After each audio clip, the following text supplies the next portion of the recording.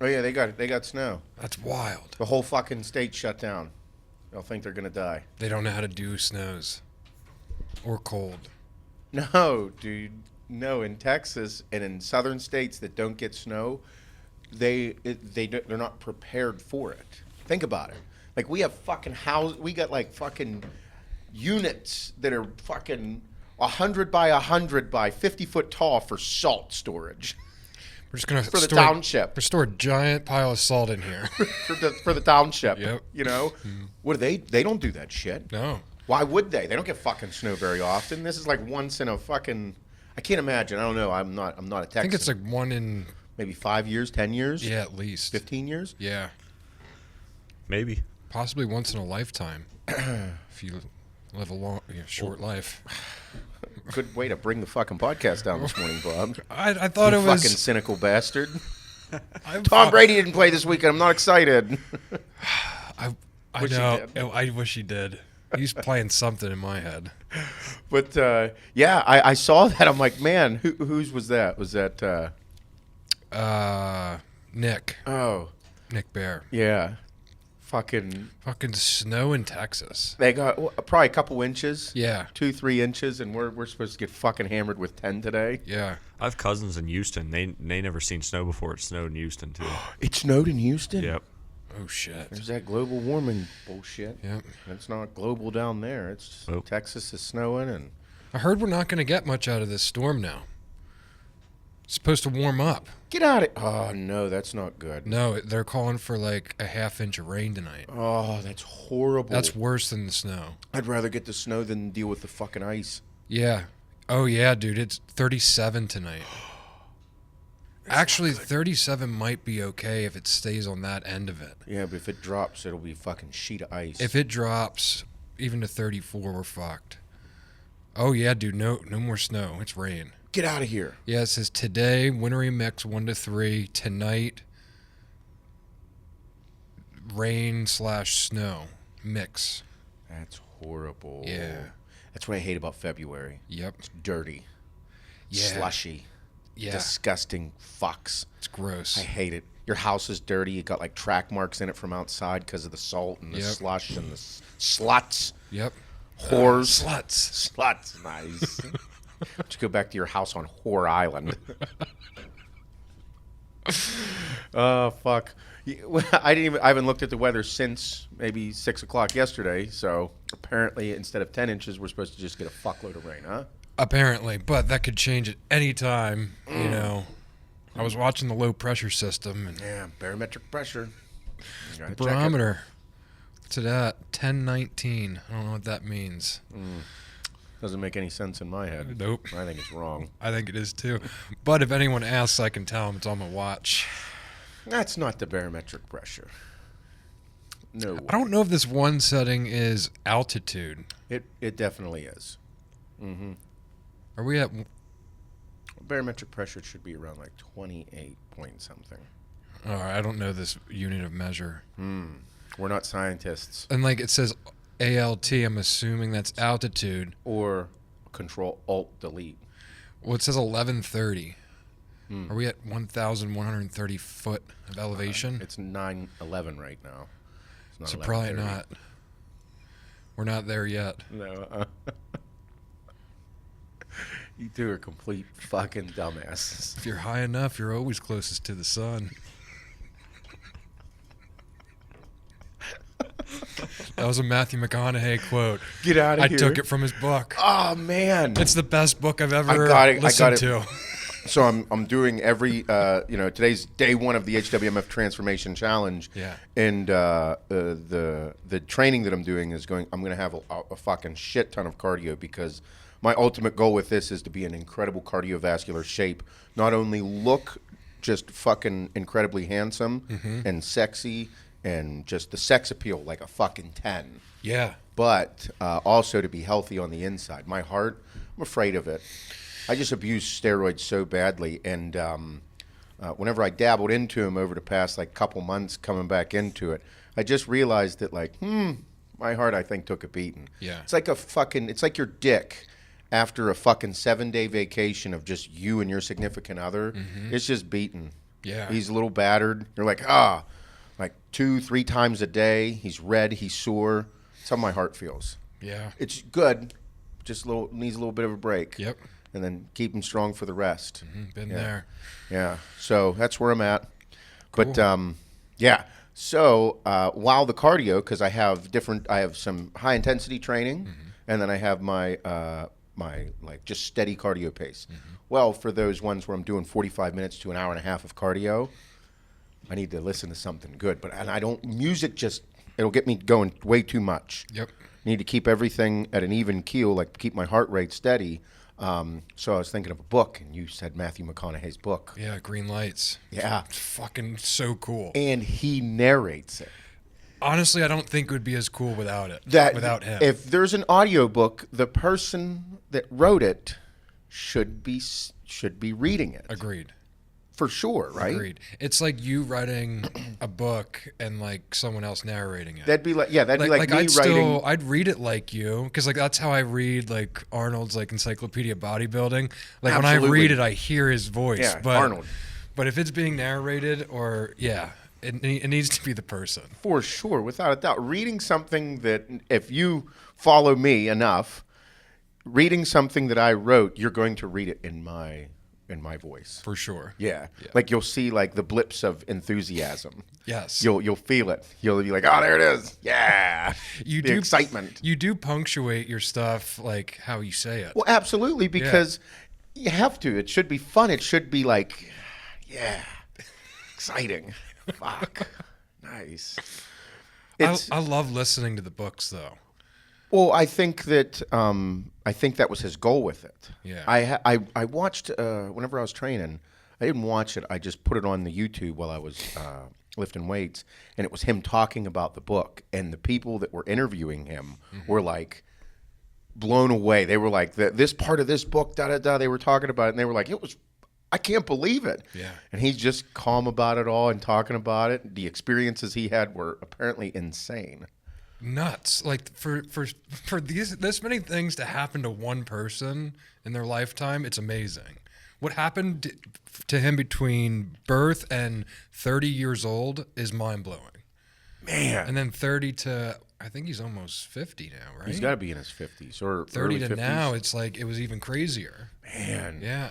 I like the one that you said so far that I can't wait to start listening to it, was how he wasn't even cast to say a word in Dazed and Confused. No, I think it was literally 2 words. Like it was like supposed to be a nod and like some background script. Nice. Turned into like 12 to 15 scenes. Turned into him being an iconic person in the movie. Yeah.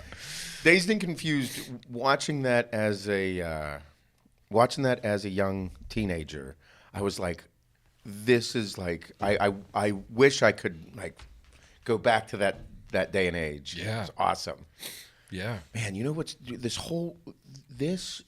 pandemic has screwed so many things up, because do you remember going to like big bonfires and shit? Oh yeah. Fucking big ass parties. Yeah. Throwing down, fucking off. There was always a fight. There's always some dude that showed up, an ex-boyfriend or an ex-girlfriend, that it was a fucking nightmare. And then the stories you took in to school on Monday. Oh yeah. Like that was the fun of it. Yeah. I remember. Oh yeah. Yeah. What happened to him? He disappeared. Yeah. Woke up naked over in Jim's fucking neighbor's house. He just went over the bongo. Oh really? Incident. When he got arrested? Yeah. He was in his own house. Why did he get arrested? Fucking cops busted into his house. Why? So, I forget where he was living in Texas at the time, and Texas just beat. I forget who they just beat, like in a football game. And one of the cops was a fan of like the other team. The other team. Yeah, the other cop. He was a Cornhusker. So. Matthew McConaughey was on a 32-hour binge celebrating the win. He was up for 32 hours or some shit. And he was calming down by playing the bongos and getting high. And it was like 3 a.m. And the cops just raided his house, like thinking it was going to be this big party, and there's him just butt-ass naked. Get the fuck playing bongos. Get the fuck out of And here. He's like, what? He's like, what are you guys doing? They're like, you're under arrest. He's like, for what? He's like, I'm in my own house. They're like, put some clothes on. He's like, no. He's like, this is my... I forget what he said about being naked, but he wouldn't put clothes on, even though they were arresting him. He's like, this is my innocence. He's like, this is proof I'm innocent. They're like, yeah, that's what everyone says. What am I getting? I never knew what he got arrested for. I never knew that he was on a fucking bender. Yeah, he was literally just celebrating like a football win. And for like he was like, I've been up for over 35 hours. And like his big thing, he loves bongos. He's like, it's the most raw form of music, percussion. Like he's not wrong about it. But yeah, so they break into his house, like they storm the door, and he's like, "What the fuck? Like you can't do this." And they're like, "Yes, we can." Oh my god. Yeah, bro, that's a riot. oh dude, it's story after story like that. Like I'm on like the edge of my seat the whole time. It's so fun. It should be a movie. It should be him driving, talking about the book, and it cutting to scenes of like young Matthew. Young Matthew. Could you imagine coming down from a fucking bender like that? That would be so rough. You are fucking he was doing a ton of cocaine. Had to have been. Yeah, he doesn't talk about cocaine, but I mean, if you're up for 35 hours, it's not I just don't know, alcohol and weed. Yeah, no, for sure, you'd be out. Yeah. He would take some hits of ecstasy when he went on his trip to the Amazon, which he thought was in Africa at first. Thought the Amazon River was in Africa. It's not. No shit. Dude, it's so funny. He did ecstasy in the Amazon? Yeah, he's like, I packed my bag, took a couple hits of ecstasy. Like, he had a dream about, being naked in the Amazon, like, in the river. Like, floating down the river naked. He had a dream about it, so he wanted to go, like... Do it. Yeah. There's one place I don't want to be floating naked. It's the fucking Amazon River. Dude, I hate, like, even telling you anymore. It's so good. Bro, that's insane. Mm-hmm. Insane. Yeah. But such at a the crazy, same, unique life. Like, at that same time you're thinking about it, like, that dude's living, doing the stories. Like, where the fuck do you get those stories? Literally just living, dude. You are living. Mm-hmm. Nothing's holding you back. You're like, fuck it, I'm doing it. No, during like the buildup of his career, he just traveled in his fucking truck with his RV. Man, him and his dog. That'd have been so cool. Like, directors would want to meet with him, and he'd like be like, "Yeah, I'm gonna be in this city, fly in, and then I'm driving to this one. You can leave out of there." Like, just was on the road all the time. How cool is that? I thought it was pretty cool. It's fucking awesome. Yeah. You gotta have some serious fucking balls. Yeah. To just completely rolling up to like trailer parks he's never been to. This one like story in Montana is fucking wild. You meet some wild people. He's a wild dude. That's what his whole life is, meeting these fucking off the wall characters. Meanwhile, him being one of the most off the wall characters on the planet. Absolutely. I was whenever I was getting a shower. When I get a shower, I always have like on at least like a 6 to 10 minute clip of something to listen to while I'm getting a shower. And it was Joe Rogan and him. Oh. Whenever he was on Rogan's podcast, and he was talking about religion and spirituality and all this stuff. Mm-hmm. Bro, the dude's like, he's fucking deep. Yeah. It is wild. Like I'd love to meet him. After listening to this, that's all I want. I just want to meet him so bad. You think, like him as an actor, like all the different characters he played, like as an actor, you have to get into character. You have to become that character because we, as people, want to watch the movie. We want to watch the movie and feel like that's real. Mm-hmm. Like it has to be real. So that means that they have to literally become somebody that they're actually not and make it so believable that you think the movie's real. You know what I mean? Yep. Like a good actor, that's what they do. Like Tom Hanks and Forrest Gump. You're like, is he mentally challenged? Yeah. No. That's how good of an actor he is. Denzel Washington in Training Day. You're like, that's him. Yeah. That I could see that character being real. You know what I mean? Like Morgan Freeman and Tim Robbins in Shawshank and that whole movie. It's like, man, like I felt like that was really what occurred. Like that's what makes it. Him, his characters, you're like, that's who the fuck he is. Mm-hmm. So meanwhile, like whenever we go to do something or you put someone on camera or you do anything like it, you get super awkward and you clam up and you have a hard time doing it. Mm-hmm. Like I couldn't imagine having to get to that level. Like the character he played in True Detective. Oh yeah. Fucking wild. Yep. Insane. Gotta be I guess you would have to experience different things in life if you wanted to be that type of person. Yeah, he was explaining, he's like, I literally have to become that character. He's like, that's what he does. You have to. He said for most roles that he goes to get casted for, like he won't read the script or go over the lines until like he's there. And then like he'll read it and he'll do one of two things. He'll either roll with it or he'll act like he thinks the character should be. Yeah. And he'll do something off script and they're like, yeah. Or that was no. it. Like the one, I forget what role it was for. He's like, yeah, I'm going to wing it because he took all these acting classes. He's like, I need to get away from this. I need to go back to the way I did things. And he goes into this role. He's like, there's like 6 minutes left before we were going to hit action. And they hand me like some key notes on my script. And everything was in Spanish. He's like, I didn't look at anything. He's like, fuck. He's like, I took 1 semester of Spanish in high school. So he's reading through this thing. He's like, I'm sweating bullets. And it goes into this elaborate story about how he had to handle it. He's like, I need 12 minutes. He's walking around trying to memorize Spanish that he doesn't know. But then he comes back in and he does the role in English. He's like, just imagine this is me speaking Spanish. What? Yeah, he does the scene in English. It was only him speaking too. It was like a monologue for like 25 minutes, all in Spanish. So he did like his version of it in English. It didn't go well, did it? No, it didn't. They're like, you didn't read the script. He's like, I did not read the script till this morning. Oh my God. I'm telling you, this thing, I swear this book's changing my life. I bought it too. Did you? Yeah, not the audio version. I just got the hard copy. Oh, Yeah. Get the audio version. It's way better. Yeah, I should. I don't know. I don't Put it fall on Mike's card. He'll be cool with it. I don't fall asleep listening to it. If I was reading it, I'd fall asleep. Yeah. I can't do it.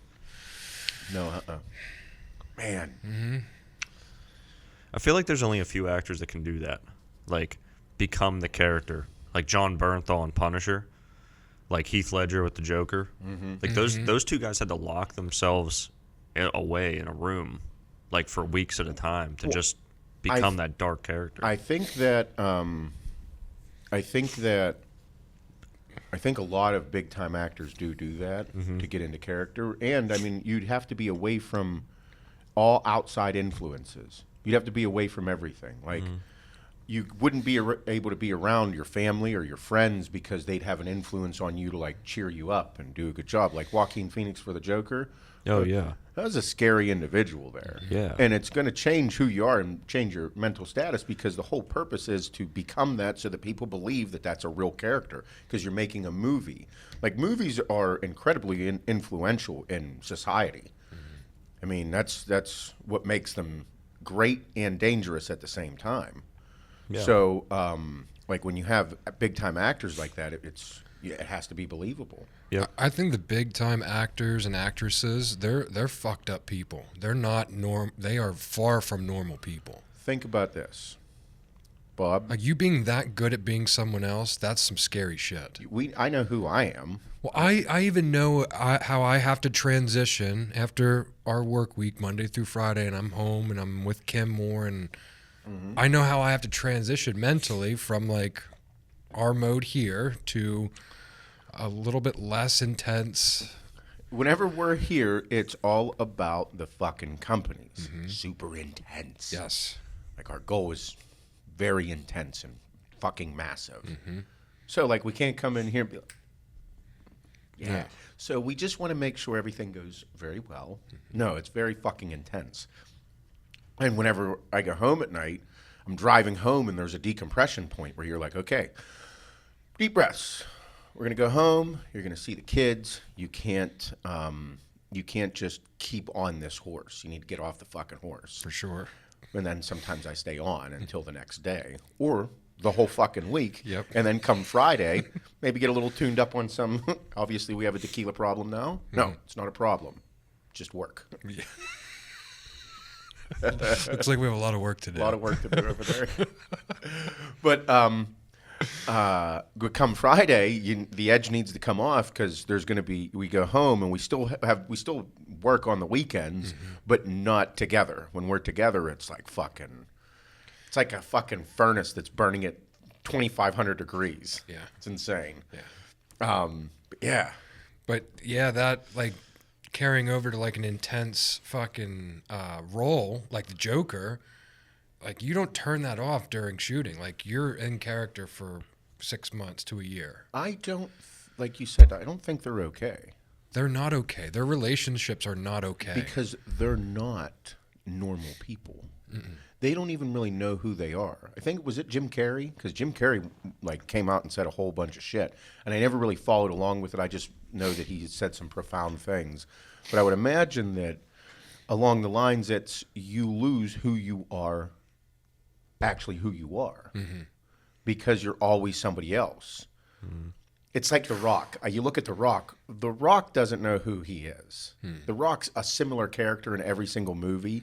But I think that who he is in all those movies and in all his movies is the guy that he is all the time, but he doesn't know who he is when he slows down because he doesn't slow down. You know what I mean? Yeah. Because it's kind of like the rat race we're in with business. I don't know anything but business. And it turns out we're really fucking good at it. And I just know that whenever I wake up in the morning, this is who I'm going to fucking be and this is what I'm going to do. Because whenever I slow down or like I have moments and I'm like, man, I'd love to go try snowboarding, but I'm going to suck at it. I'm not going to be good at it because I never did it. And why the fuck would I do it whenever I have such a great opportunity right now to keep doing this? You know what I mean? So I think, like, and plus actors they pretend to be somebody else. That's their life. It's a wild, wild scenario. Yeah. Like, look at Leo. I mean, The Wolf of Wall Street. I watched a thing about him, and he's like, yeah, I had to think I was him. And I'm like, yeah, you did. You did. You had to think that you were Jordan Belfort and do things that he was doing, which is just absolutely fucking irate. Like, think of that character. Like, that movie and the intensity of some scenes whenever he's screaming into the microphone and all that shit. Bro, wild. And then you have to be like, oh, yeah, okay, I'm going to calm down now.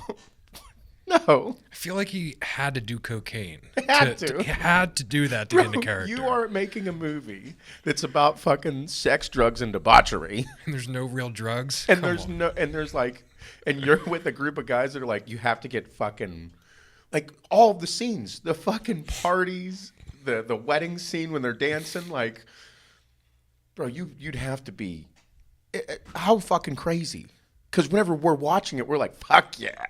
But like when but when they're making the movie, it's like, man, what is happening in there? Like, how do you loosen up to that point to look like you're ripped, but you're not? Oh, fuck it, let's get ripped. I think you are. I think they are. You think so? I don't know. Like, I'm sure certain movies it definitely occurred. Like, hey, we got this big fucking party scene. I need you to be like, look fucked up. Well, I'm gonna have to be fucked up, actually. I don't know, though. I don't know. Are they that good? That's what I mean. They're actors. I don't know. Like, Jonah Hill in that movie's a fucking riot. Absolute riot. I was just telling you this morning, I watched War Dogs for the first time. Did you ever see Have you War ever Dogs? seen War Dogs? I've seen War Dogs. I've never movie? saw it, dude. It's an awesome movie. I don't know It is a how great I've never movie. seen it. Like, I've heard of it. I've seen his role in that picture because he's fucking He's big dude. massive in that movie. But Super fat. what an awesome movie. I loved fucking it. hilarious. Yeah, it's great. There's a fuck ton of good movies. He's like, That laugh is like fucking contagious. Kim was like, "Is that serious?" I'm like, "Yeah." That's Like, his character. That's his character. That's what I mean. Like with actors like that, whenever you're like with him, it was the perfect character because he's such a fucking sleazebag.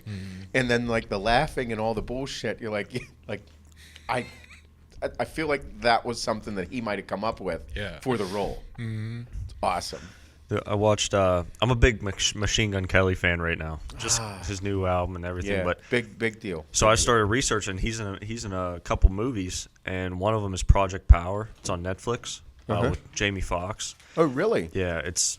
I like Jamie Foxx. Yeah, I think he's a really good actor. Super good actor. But also one hell of a singer. yeah, and impressionist. He does fucking good impressions. Mike Tyson. He's playing Mike Yeah, Tyson, which yeah. I'm super excited about. I really like the movie. What's it about?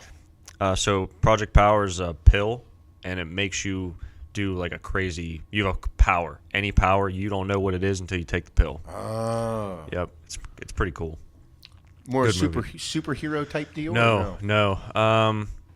It's pretty much. It has like a drug mafia type feel. Oh, okay. Like I don't know, cops, drug traffickers, stuff like that. Okay, cool. Yeah, it's a pretty I'll cool. check movie. it out. Yeah, it's pretty. I good. haven't seen any good movies in a while. There's really nothing out. Yeah, I have two on my list. One's Tenant, and the other one is that one with Gerard Butler. What's it called? Greenland. Greenland. So did I just watched did both you? of them. Yeah. I saw after you were talking about Tenet. I haven't watched it. Yeah. Did you? Apparently, there are so many fucking small things in that movie, like that are super detailed about, like the time travel bullshit that's in that movie. Is it time travel that's in there? Yeah. Something like it, but Yeah. you know, what's it called whenever the word is spelled the same exact way, forwards and backwards? Yeah. I know what you're talking. Yeah, Yeah, There's a term for it. I can't remember a palindrome like race car or madam. or tenant. Yeah. So, so throughout the whole movie, there are that? yeah, Together. boom. But apparently, that movie has a ton of little. I don't know what would Palindromes. like type similar things to a palindrome, like things that are spelled that a palindrome, and then how I was going to do the finger thing again, but like their hand motions and different things throughout the whole movie that are super detailed. That I don't know what the movie's about because I haven't watched it yet, but there was this elaborate thing that somebody did on the internet about it after I talked to you. It's kind of like Inception. Yeah. I think the same person, Christopher Nolan, did that one. Yeah, it's like Inception, but like instead of dreams, it's time. Oh. And there's like a mechanism that like, Oh boy. yeah, That's pretty sick. yeah. So like you Definitely can, could never happen in real life, but it's something that you get high enough. It's pretty cool. Yeah. Or I mean, could I, it happen in real life? I thought it was real. Really? I mean, See, that's what I mean. That's the whole purpose of a movie, to think Yeah. it's real. How cool is that? Yeah, that's You nuts. got to be one wild fucker for your head to work like that, to think something up of a movie like this and all the fucking little details. Now listen, I did a ton of drugs and I fucking loved it. I thought I had some really good ideas whenever I was hired than a motherfucker. But these people who are writing movies and scripts, you wrote a script. You write a script. How fucking thick do you think a script is? Oh, it's thick as It's gotta fuck. be like this. yeah. It has to be. With all the different characters and monologue and dialogues. I don't know how you'd keep it in order. That mean okay, so how you keep Like it in especially order? this fucked up movie, Tenet. Like That's what I'm it saying. is. I could barely keep it together watching it. How long could something like that last? Or where does your mind have to be to do something? Because I know where your mind goes with work. Like, go open your computer and see all the tabs open. Go open anybody's shit and go see it. Like, that means this is what's happening. And we are a crazy company. You know what I mean? And then we go home and watch a movie or a show that's just fucking. Imagine being the director of that, and you just fucking, like you said, just everywhere, and then you present it, and the people are looking, like reading it, and looking at you, like, what the fuck What were the you fuck? on? What?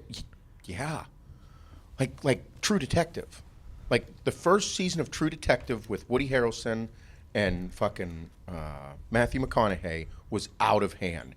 It was severely fucked up and so in depth that you're like, wait a minute, what is occurring in this show? It was like the first thing I've ever seen like it. Like, I've never seen a show or a movie like that until that came out. So how in the fuck did that occur? So cool. I find it so fascinating. That's, again, right there, why I find the human brain so fascinating. Because, like, I'd consider myself a businessman. Like, I do business. Pretty good at it. I like the marketing end of it. I like the front end of it. I like the financial end of it. I find it super fascinating because it's so in depth and there are so many different layers to it all that I'm really, really, really into it. There's a lot of people that aren't into it. A lot of people that don't like it because it's super intense and crazy stressful. Okay? So that's how my mind works. It just clicks. I see it, I get it, I'm like, yeah, let's do this. Like, I'm into it. Other people have no business in it. They don't want any part of it, and they just want to play football.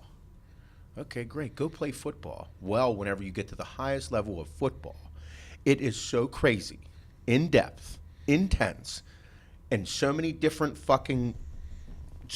interactions are going to happen, and so many different things are going to happen that it's like, I'm fucking good, dude. Yeah. I can't even fucking conceptualize what you're talking about or thinking about or anything like it. Because it's not just a route. It's broken down into steps.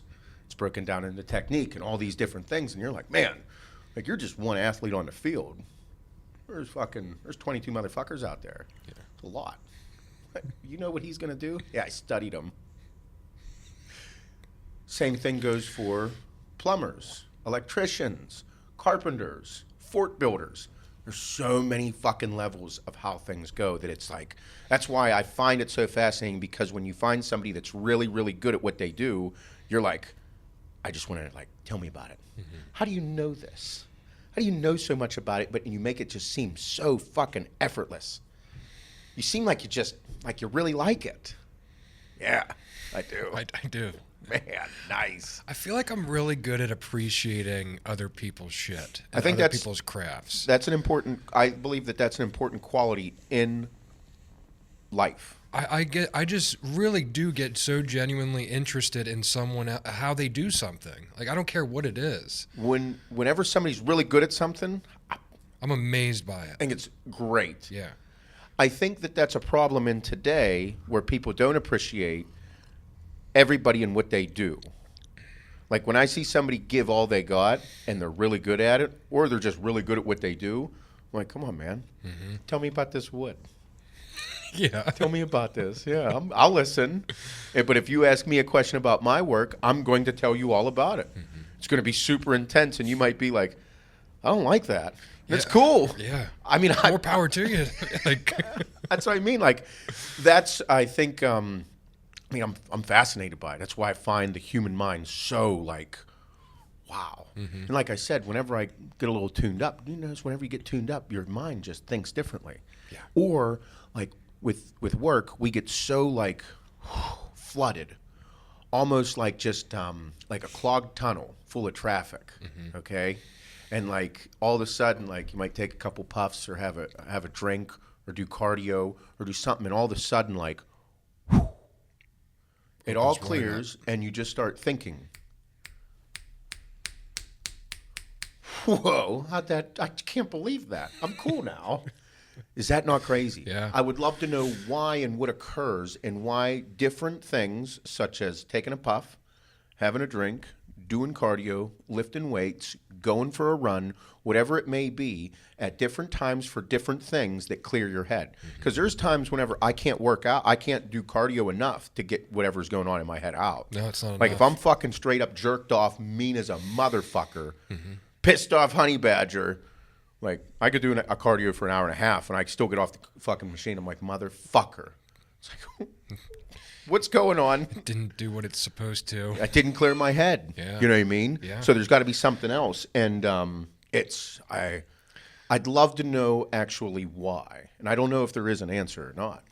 Yeah, I was thinking about that this weekend. Saturday, I did my long run, and finally, like, when I was done, I got home, I ate something, showered, and I was like, I'm like drained for like a few hours. I can't do shit. Sure.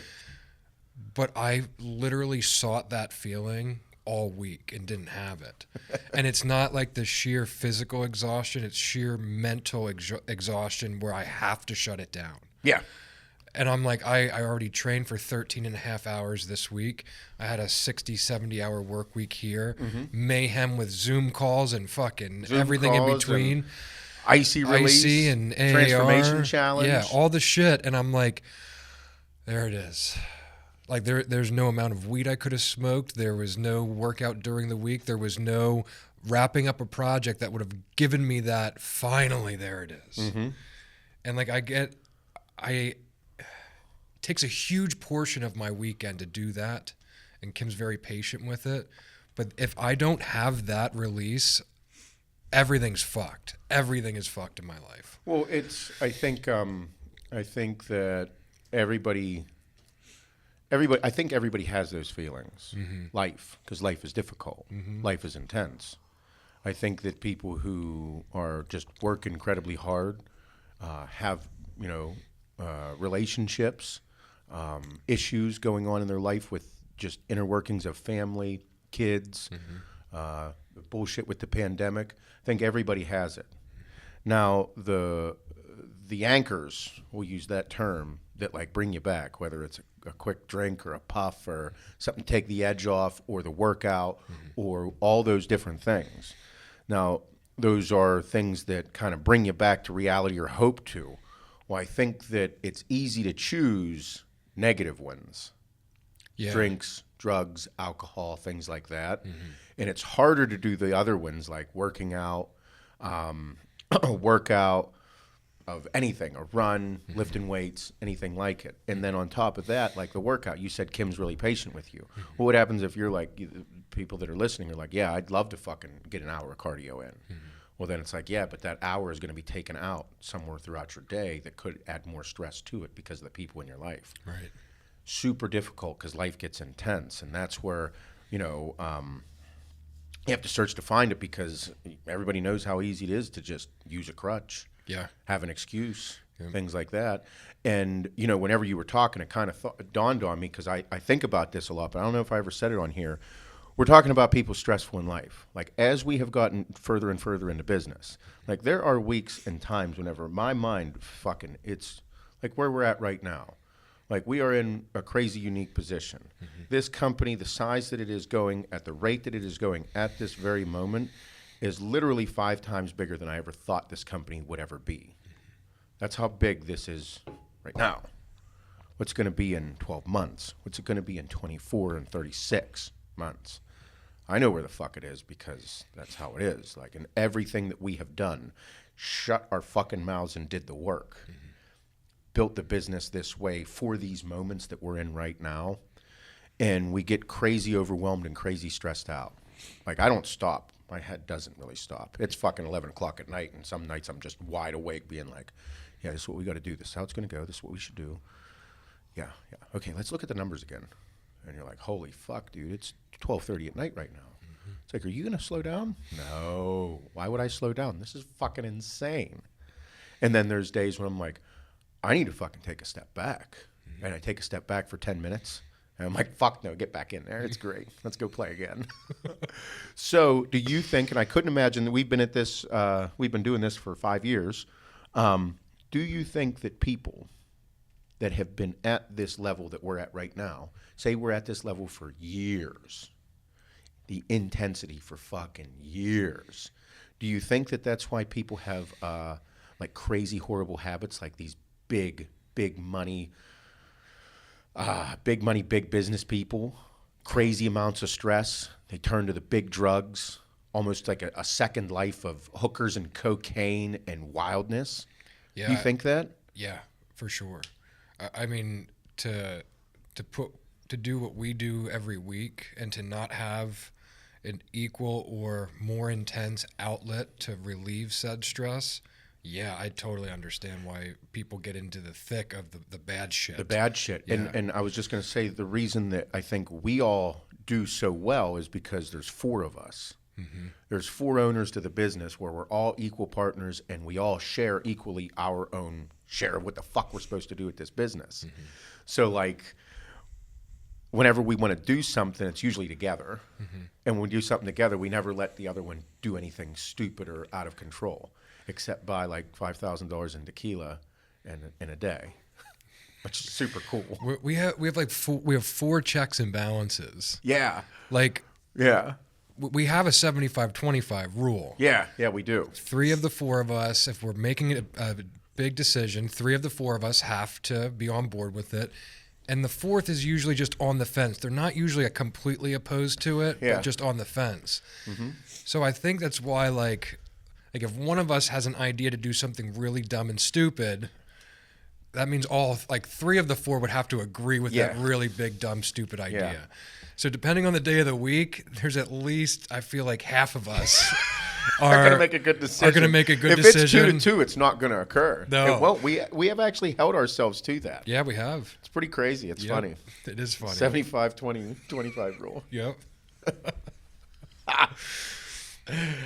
Stop being a pussy. But no, I think if you're in a level of success and stress, and you're single, or you're a single business owner, or you are hit with temptation a lot, Or just a personality. Yeah, that too. You know, like I know me personally, my personality has always ran towards Superman drugs. I haven't done cocaine in fucking years. But I knew that was something that drew me in. Steroids are another one. I fucking love them. This transformation is one of those things where I'm looking away from them. I'm like, I have to transition out of it, and I have to transform my mental status about using them. I want to be 200 pounds in really good shape and just strong as fuck. Like I want to be 200 pounds, deadlifting like 650, but also be able to at least run 5 miles and just be cardiovascularly healthy. Yeah. It's a big thing for me. It's huge. Because there's days whenever I'm training, I'm like, man, my heart is beating out of my fucking chest right now. I'm like, okay, bud. I think it's time. Sounds good. Yeah. All right, let's go get looked at. Let's go get checked out again. Yeah. All right, it says you're good, but I don't know. Yeah, the heart rate being up that high isn't that healthy. No, it's just not, and it's not something you can run and hide from. And a lot of people, I believe, do so. And then whenever you see bodybuilders fucking croaking in their 40s, people are like, "Oh man!" And then there's a bunch of fucking trolls that are like, "Yeah, he fucking deserved it, the juice head." It's like, listen, kid, why don't you just go back to sucking your dad's dick while I fuck your mom?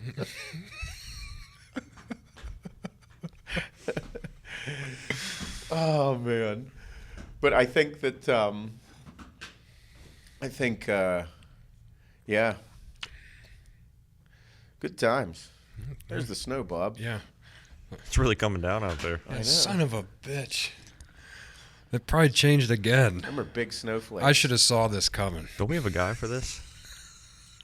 So I called my dad last night to Did you? talk about it. Did you really? I call him. He's like, "Hey man, how's it going?" I was like, "Good. How are you?" He's like, "Guys, getting any snow this week?" And I was like, "Yeah, I was just calling to tell you about it." And I'm pacing around the driveway, Nice. cold as hell, Nice. burning one down. Nice.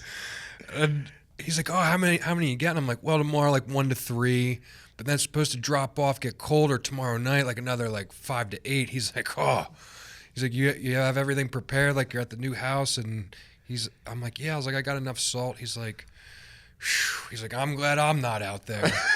And I was like, "Aren't you guys getting snow?" He's like, "Nope, not for a couple days." He's like, "Just got done watching the forecast." And I'm like, son of a bitch. I was like, "I'm my fucking dad already." I was like, "I don't even have any kids." That's awesome. I'm worrying Kim. I'm like, "Hey, we're going to get hammered tomorrow." And she's like, What are you talking about? she's like, "Okay." She's like, "What happens if we do?" I'm like, "It's going to be a lot of work out there." She's like, "You know you can work from a computer here at the house." I'm like, "Yeah, but who's going to clear the driveway?" I gotta get out there. Fuck, it's gonna be nasty. Oh, it's awesome. Yeah, dad moves. Oh, I They're love strong. For sure. I need bibs. I need bibs now. Oh, absolutely. Yeah. Dude, you have to have Yeah, bibs for the winter I work. need to get bibs. Yeah, like every time I go outside, throw the bibs on. Yeah, because it's cold as fuck. They're and cool. Yeah, you're gonna stay warm. Yeah. So like when you're out there for a few hours, not like oh look at my jeans, like my jeans are gonna keep me fucking warm in 22-degree weather. That's what I've been doing. Yeah, no, it's not. And then people are like, oh, just double layer. How about I just get like these overall pants that are super thick and I could wear sweatpants? I knew guys on the rigs that didn't wear anything under them. Didn't give a Nice. fuck.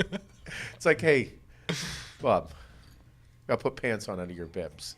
Now you like take them halfway off your body. You gotta have pants on, at least shorts, okay? Yeah. Yeah, they wear shorts, long socks, and boots under their bibs. All right, bud. But yeah, gotta have them. I even found myself doing like research on new boots, like boots for walking on the ice. Oh yeah, Like that's a thing. You can get yak tracks. Yak. I'd Yeah, never see? heard of them. Look up yak tracks on the computer there, so we can show Bob what they are. Yak tracks. Yap or yak? Yak. Yeah, there it is. There they are. Oh. You just wrap them around your boots. They're like chainmail, like you put on your tires, but for your boots. Sick. I have them. It's like chains for your boots. Yeah, but for your feet. You have those? Yeah. Yeah. Have you used them this year? No, No. I haven't done too much on the ice. But yeah. Why do I just want to have all these things just in case? Because you're realizing that dads aren't stupid. No. They're prepared. Bob, I have everything that I would need if I was to get stuck in the snow. Say somehow, even though I only go here in my house, say I got stuck in the snow and I couldn't leave for 24 hours. I have enough of everything in there In your truck? for 3 people, yeah. There's water, there's snacks. I have a way to stay warm. I have storm-proof matches, flashlights. I have it's a fucking survival kit in my truck. Yeah. And then whenever something, say, I always have extra socks and underwear because you don't want wet feet or cold feet. So I tell everybody not everybody, but I tell Hannah about it, and she makes fun of me, and I'm like, all right, yeah, whenever something happens My and feet you are don't wet. have it, I'm going to have it, and it's going to be a very ideal time to have what was needed. Like whenever in my bag, in my diaper bag, in comparison to Hannah's diaper bag, I have everything that you would need for a full day. Food for the baby, snack for yourself, Yep. a long-term snack such as trail mix. It's great Stay all-day with snack. you a little bit. Yeah, exactly. I have at least 2 outfits for SJ if he shits his pants. I have enough diapers to make a full day. I have enough food and bubs for him for a whole day. Why? Well, because after the fucking 3rd kid now, I figured out that I need to be prepared to stay longer in certain situations. What is that? Dad moves. Yep. Have to be. Yeah. And after 3rd kid, it's like, holy fuck! I need to make sure I have enough food in the house. I need to make sure I'm stocked on this, stocked on that. Because if I run out in my busy lifestyle, I can't just run to the store. I barely can just do anything. We're always so goddamn busy. There isn't 15 minutes to run to the store. No, That doesn't exist. Yeah, no, and the fucking store ain't 15 minutes away from the house. No, it's 30. Yeah, fuck yeah, you're out in the country, Yeah, motherfucker, it's an hour driving there and back. And Yes. then I still got to go in the store. and deal with it. Yeah, Yeah. and get everything and not forget anything. We ventured down into Monroeville on Saturday. Oh, boy. Like it's a fucking 3-hour drive. It is 35, 40 minutes. Oh yeah, for sure. We went to look at furniture and shit. That was a bad idea. It was huh? so fucking bad. It was so bad. It was a strong 9 out of 10 bad. Oh my god, Maybe an 8.5. still bad. But we are literally 6 minutes from the house, like departing. Just left. I look over at Kim. I was like, hey, do you have any snacks? And she's like, no. Like, I don't have any snacks.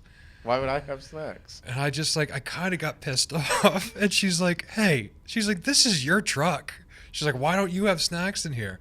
And, over the last few years in our relationship, Kim was originally known for never having things prepared like in her purse. Like, I guess it's more of my fault for not having them, but as a woman, I'd expect if you have a purse, you'd have like some like top-notch essentials in there. Tissues, like a bottle of water, maybe some Tums. Like, that's where my head's at, right? So she started carrying all these things for me, and she's pretty good at having all those. So I ask about the snack. Like you're a child. Yeah, like I'm a child. Like it's a diaper bag for me. So I ask about the snacks, and she's like, this is your truck. And then I like pause, and I was like, if you started carrying things that I ask for that like you have no business carrying, I was like, you actually do it proactive. I was like, I put you in a whole different status in my head. Oh my God, Bob. And she's like, I don't know if you're trying to compliment me or degrade me right now. I was like, just know if you happen to say, yeah, I got some pretzels in my purse, I'm like, my life's changing. my life would have completely changed. She's like, but you don't eat my pretzels now, okay? You understand? They're my pretzels in your purse. So then she goes in to tell me, she's like, I just had to clean out all your shit out of my car. I'm like, what did you clean out of there? I was like, I don't leave anything in there. She's like, there was pretzels in the door. There was an empty shaker bottle. There's a thing of tissues. And I'm like, yeah. I was like, I kept them in there because you never have snacks in your car. I was like, what did you do with them? She's like, I took them out. I'm like, now there's no snacks in the door. Oh, God damn it. So we went back and forth a little bit, but... You can stop at the gas station. That's what she said. She's like, we can stop. That was my problem. We were going to 2 furniture stores, and I didn't eat yet. And that was a problem. So, yeah. Yep. Being prepared.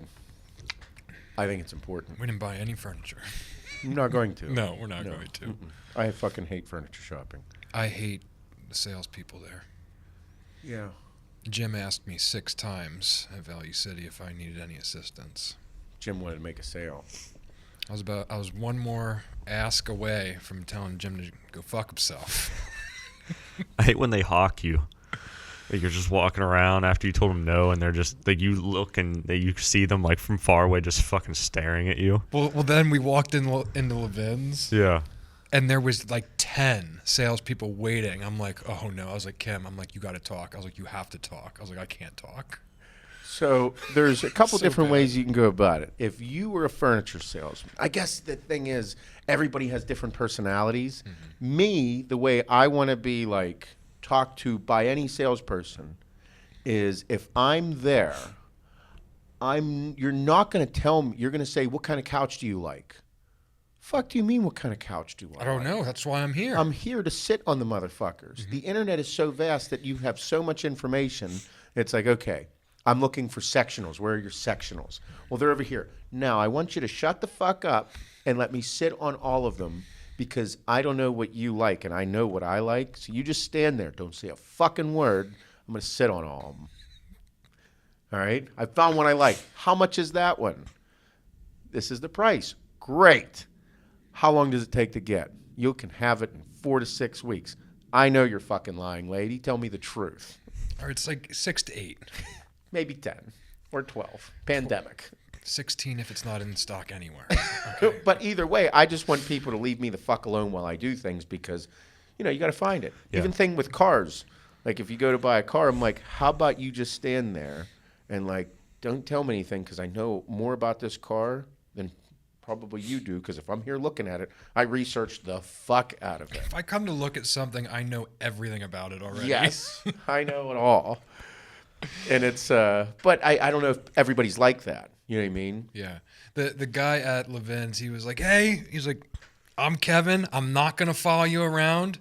But when you're ready, tell anyone they'll page me, ask for Kevin. I'm like, You got it. You just made the sale, I was bud. like, fucking right. And then we, by mistake, crossed paths. He's like, and I just went like that. He's like, you got it. Yeah, he could tell. That's, I think that as a salesman, you'd be able to recognize the type of people. Because as a salesman, you got to be a people person. Yes. You got to be a people person.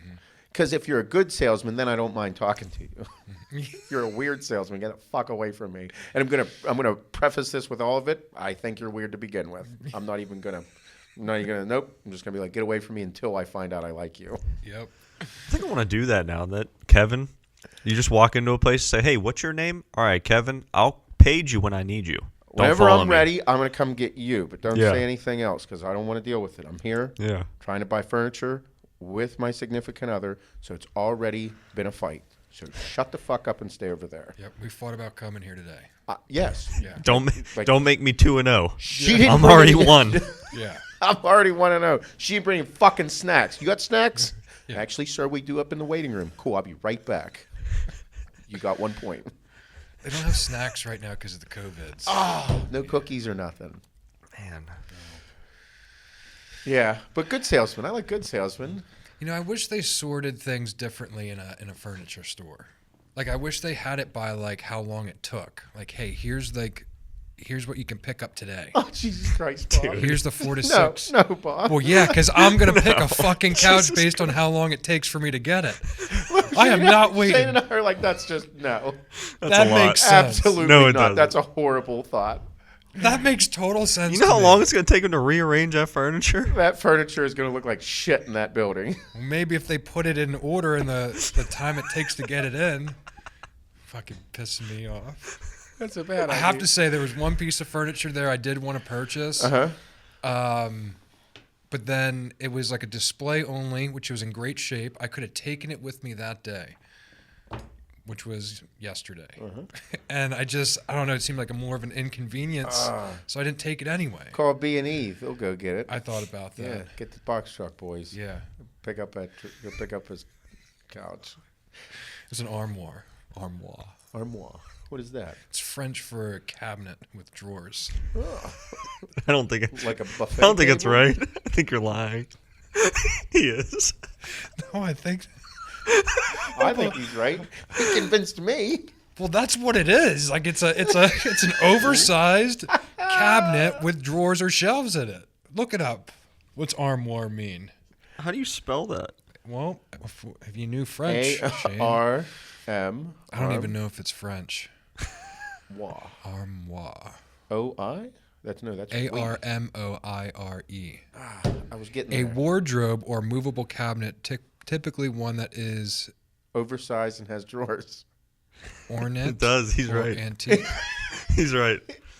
I'll give you that one. Fucking right. I thought you were bullshitting me. It sounded right. I'm very literal. Nice. Good job. Is armoire French? It is. It's an old French. Oh, it's French for wardrobe. Armoire. Here, I'll play that for the internets. Armoire. That's French. You're welcome. You're welcome, internet. You speak French? Yeah. Armoire. You just said wardrobe. I know. Yeah. We.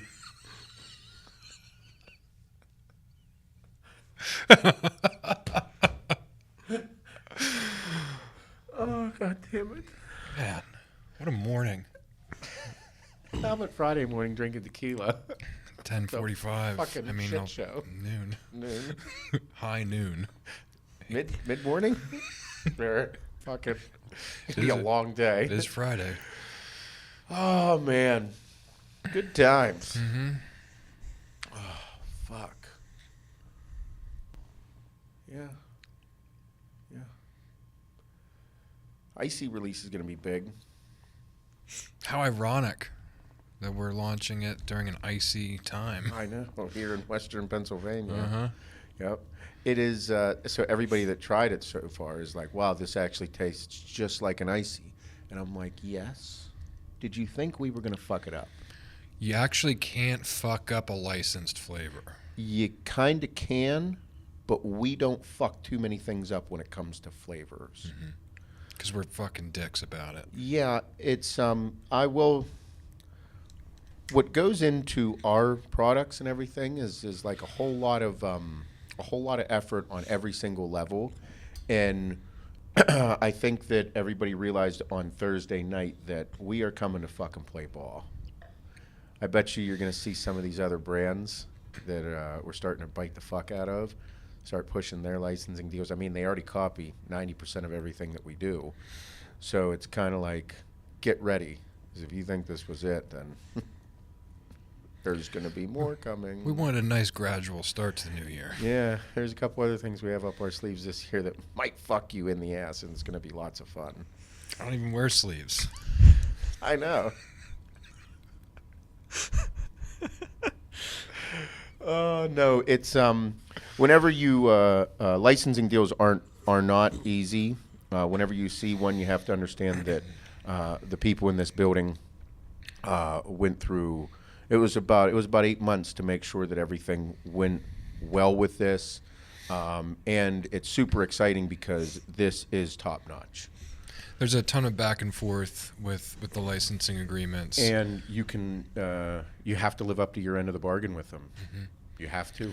They got to double check everything and it meets their requirements of branding and colors and the way you layer the logos and all the shit. Like it's the most back and forth we've had with a product. For sure. Mm-hmm. Because normally it's just us being us. And this one we had to be us being us. With somebody else who was like, you guys are pieces of fucking work. Yes, we are. We are. Thank you. Thank you. That's a compliment.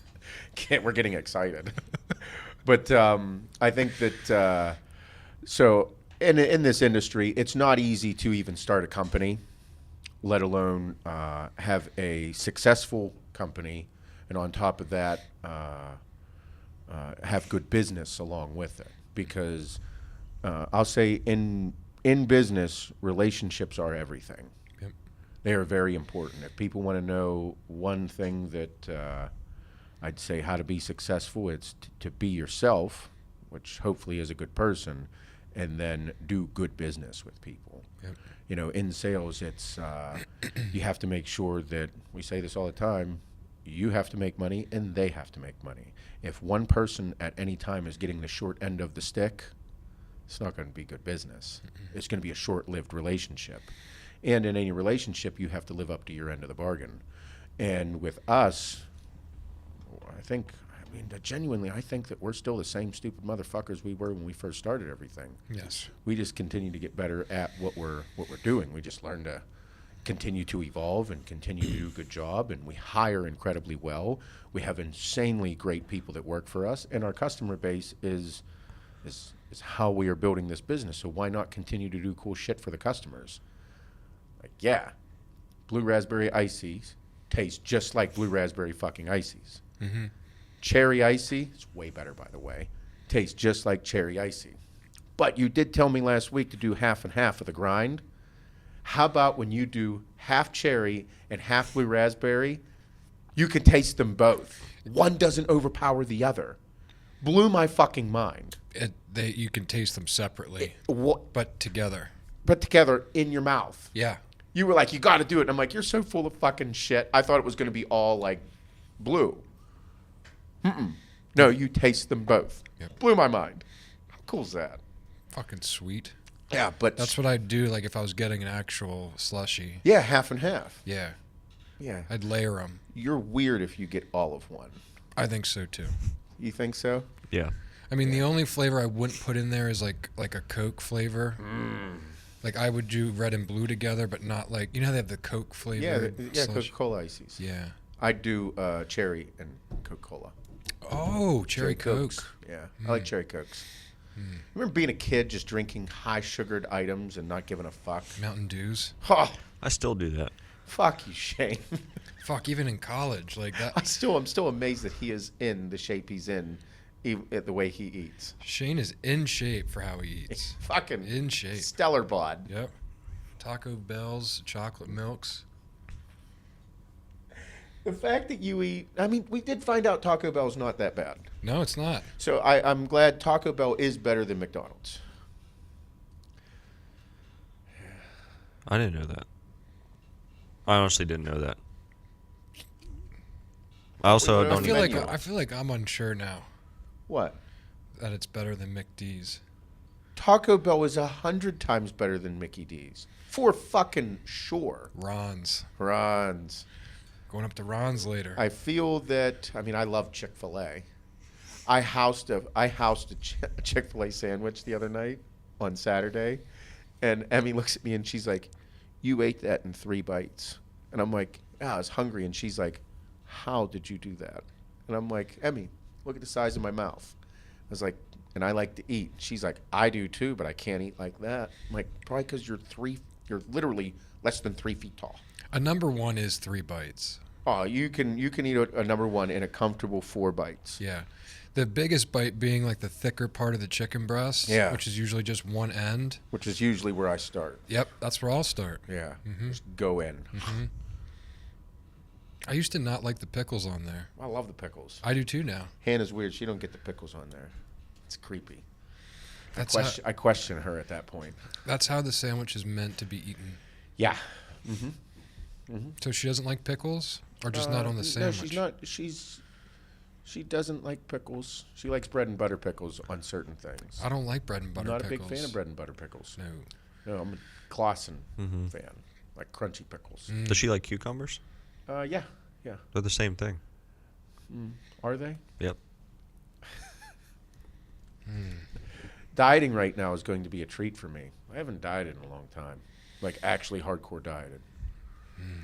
So it should be unique to see. It's intense, I know. especially with kids. Yeah. All the snacks. Oh, yeah. I'm just excited to do a lot of cardio. I'm not planning on changing my eating a whole lot. Well, Bob, I know. you're in a different category, I know. Iron Man. I know. Okay. Oh, I'm gonna fucking run 19 miles this week. You mean on Saturday? Yeah. I'm gonna run my other 2 to 5 every day, and I'm gonna bike 67. You know, big day.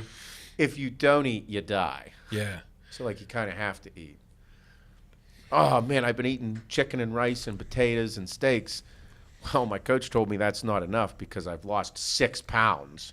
That means you have to eat some shit. Yeah. So I got to eat pizza. Oh man, this is so tough. I ate till I was uncomfortable Saturday. Yeah, and guess what? bad. You still look skinny. Thank you. My weight is up a little bit. Oh no. I'm like 203 right now. You'll be one fucking 90 by the end of the week. Yep, that's what it is. Yeah. Friday comes around. Yeah. Usually down 8 to 10 pounds. It's because you didn't eat the big meals. You didn't eat those big meals, and then you feel less on those days. I crave such shit food after my big workouts. It's all I want. Yeah. Do you think it's more mental? Yeah. Really? I don't know. It's more of a bad habit. Yeah, habits. Justification. Oh, yeah, you can have 2 pizzas right now and 30 cookies. We can. I did. I wonder how your blood work looks. That is a good question. Yeah. Wonder how it looks. We should get that checked out. My heart seems healthy as hell. I imagine. I'm just curious about everything else since you're going through this and because you're beating the fuck out of your body. One thing that John Foster wanted me to do from the beginning of this training was just to see where like my nutrient levels are. Just because like if they're not already at a normal level, doing this much working out just puts you in such a deficit to really see what I have to hammer from like a vitamin standpoint. Yeah. Yeah, I never got that done. I should get that done. Yeah. Cop neck. Get it all done. Yep. Just so we can take a look at it. Curious. I am too. Yeah. Wonder how Shane's blood type's chocolate milk. Whole chocolate milk. Thick. Thick. Hashtag thick blood. I think I have a super rare blood type. What is it? I actually don't know my blood type. I just think it's rare. What's the rarest blood type, you know? I think, AB positive. is it? Look it up on Isn't the there like a internet. double O? Blood? No, I think it's O negative. Triple O negative. No, just O negative, Bob. Wow, look at it. The fucking we're looking Most rare? just popped up. AB negative. It's the rarest of 8 main blood types. My mom is AB negative. No shit. She would get hassled whenever I was a kid. She used to donate a ton of blood. Yeah. Yeah. Big bucks for that, I think. Yeah. I don't know. I don't think so. B negative is 1.5% of the United States population. That's crazy. My mom is something rare. I knew that they wanted her blood all the time. I think I have I don't know what it is. I don't know what I am. That's not good. No, you should know that in case Yeah. you have to tell I someone. haven't got about my it. blood taken in a while. I actually have to get blood work done this week, so I'm going to find out. I hate giving blood. It scares me. Tell me. I gave so many goddamn phlebotomies, I don't give a fuck. Remember, I looked like I was doing fucking, I was banging my fucking veins. Yeah. Fucking, I'd go in, I'm like, man, it's still there from last week. Mm-hmm. Fucking donating. Gallons. Every week I went and gave fucking blood for like 6 weeks. That sucked. It fell up so fast. The ladies were like, you're done already. And people like that would be sitting there with me in the room. They're like, because you sit in like a pod. Yeah. And they'd be like, wow. I'm like, yeah. They're like, do you want, like, we can put new fluids in you? I'm like, why would you put anything in me? You just took things out of me because you said I have too much. Yeah. I have too much, and you want to put stuff back in me? They're like, well, you know, are you lightheaded? Are you dizzy? Do you feel bad or anything like it? I'm like, lady, my shit's so high, you should take out 3 times as much as fucking in me right now. You should take stuff out of me until I pass the fuck out. Mm-hmm. They're like, we can't do that. I'm like, can we just do 2 of them? Obviously, I filled this one up so fast that everybody here is amazed. Let's do 2. Take some out of this arm. Yeah, do this arm. Can we do them both at the same time? No, we can't. I'm like, can I pay you more money? And you will.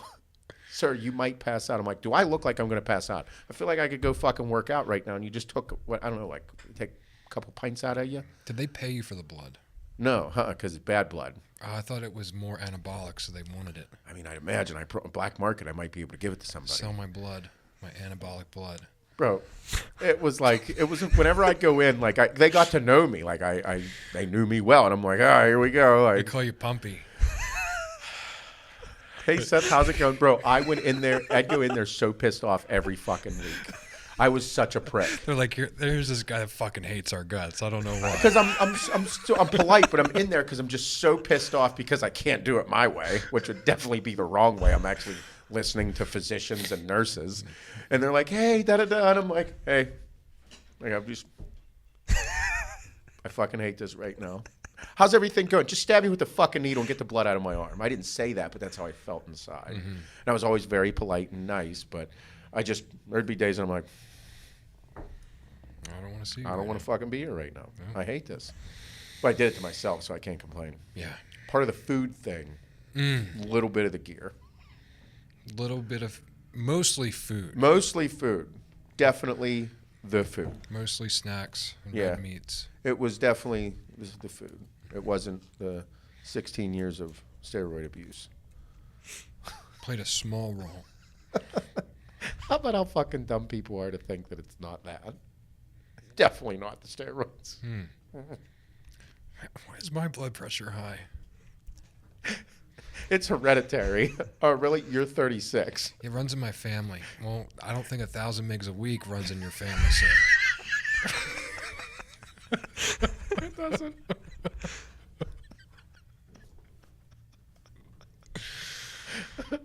No, it doesn't. Like think of how unique, an individual's life is. Like, for example, mine, doing what I've done for that long period of time, and then, or anybody that's into bodybuilding, hardcore pro bodybuilder, and then to be like, yeah, well, heart disease ran in his family. Oh, no shit, huh?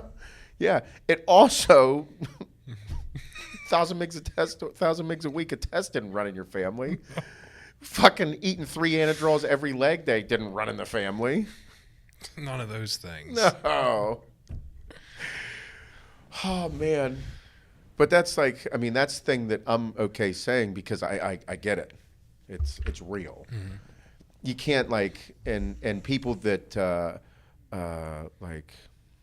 I don't like the negativity involved from the outside people, like bitching and judging people, just because it's like, well, I wouldn't be in this position today if I didn't do it. Mm-hmm. And I really like my life. I have a big impact on my family, on the community, on all of our customers and the people, the viewers and the fans. Like an impact that most people, we started this podcast with Matthew McConaughey and how many cool things happen. Bro, whenever we look at what we're doing, like from a business standpoint and where we were and what we've done, bro, if we wouldn't have did them crazy fucking things, we wouldn't be in this situation. And I really like the situation because I can buy as much tequila as I want and hang out with my buddies who are my business partners and drink tequila and fucking hustle our balls off all day. Like, that's pretty cool fucking life. Like, we actually encourage our employees to, like, come in and have a drink with us. And they're like, hey, I actually have shit to do. I can't drink tequila at fucking 1 p.m. Why not? I'm saying you're allowed. Well, I want to do a good job for you. Oh, okay. All right. Cool, pussy. Well, maybe later. I mean, I'm still going to drink some and keep doing my job. Well, I'm not going to feel bad about it. Not at all. Fuck you. What, are you going to judge me now? That was probably the funniest thing was on Black Friday, whenever the shipping department, they're fucking slammed. And no, it was the day after Black Friday. Or no, I think it was the Monday, Cyber Monday. And everybody's still fucking mayhem shipping. And I went up to Axe and Sledge Warehouse, and Warden was there, and Megan was there. And I was like, hey, I was checking on it. I was like, you guys need anything? And she's like, yeah, we're out of Fireball. I'm like, okay, yeah, I'll be right back. So I go get them buckets of Fireball, come back and put it up. And she's like, you guys are serious right now.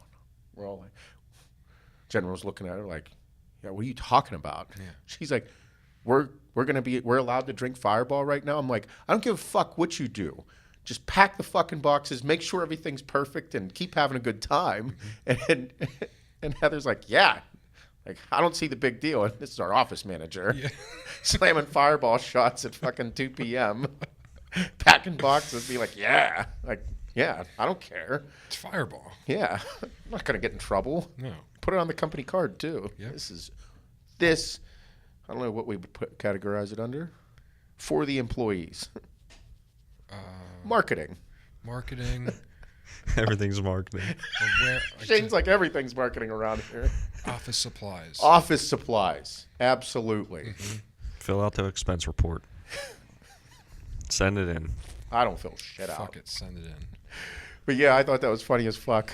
Made my day. I was like, yeah, I don't give a fuck what you do. You just don't fuck up the orders. Absolutely. Have a good time. Please. Yeah, just whenever you're here, just as long as you don't stop working, I don't care. Why would I? I think that's how it should be, you know?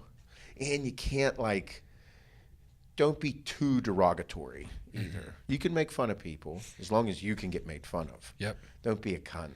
It's a big rule here. Like, we're allowed to bust balls.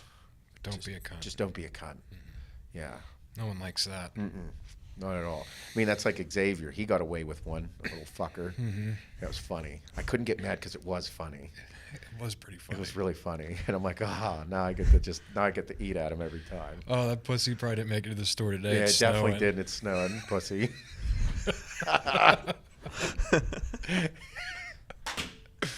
That's part of, like, I mean, if everybody's sitting there, if you could create an environment that you wanted to work in, like, say you were like, man, if I had my own company, this is the type of environment I would want.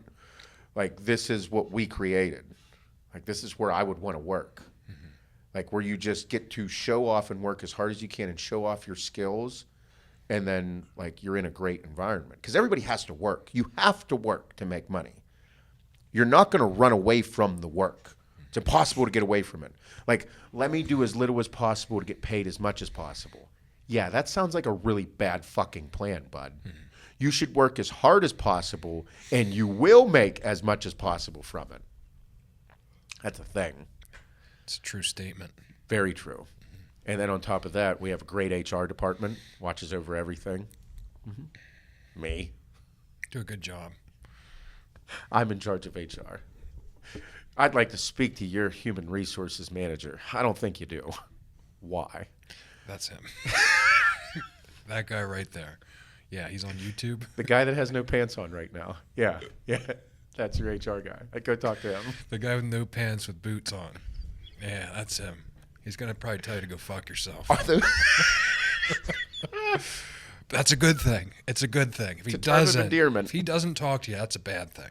Yeah. If he goes in for a hug, just go with it. Yep. But that's like, you're not allowed to touch people and hug people. Well, that's his rules. I mean, he's HR. Ask him about it. Does he have a boner right now? It's the pleats.